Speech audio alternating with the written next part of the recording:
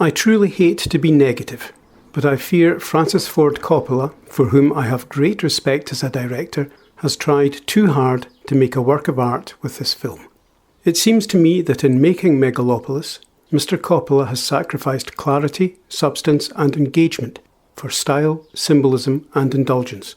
There is a lack of engagement with the characters because they are clearly representatives of attitudes and outlooks rather than fleshed out, believable and affecting, while the plot is a contrivance to make social and political points.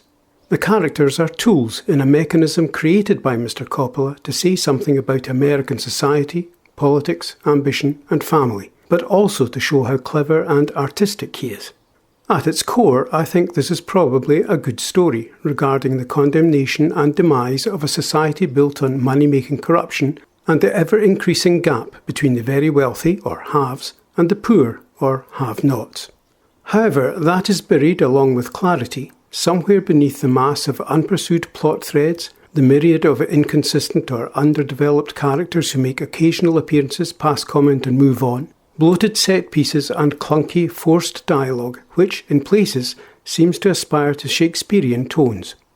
The style and self-awareness of Mr. Coppola's direction and script do nothing to engender sympathy, compassion, or even intellectual satisfaction, while in terms of performance, I am not convinced the actors always knew what purpose their scenes served or where their scenes fitted in the story arc. On the positive side, the film is beautifully mounted with some dazzling and spectacular sequences and individual moments of brilliance, but overall its individual parts are greater than the whole. I'm afraid that, for me, it's an exercise in cinematic posturing, whose self-awareness condemns it to fail, and I suspect Mr. Coppola recognised these issues as he has labelled his film a fable, emphasising the artistic distance between his film and its audience. Many reviewers have lauded the film's ambition, and I have to agree the film is astonishingly ambitious, but that alone does not make it worthwhile. Ambition must be tempered by respect and regard for those at whom the film is aimed, and I'm afraid it seems to me that Mr. Coppola became so absorbed in his own thoughts that he failed to consider his audience.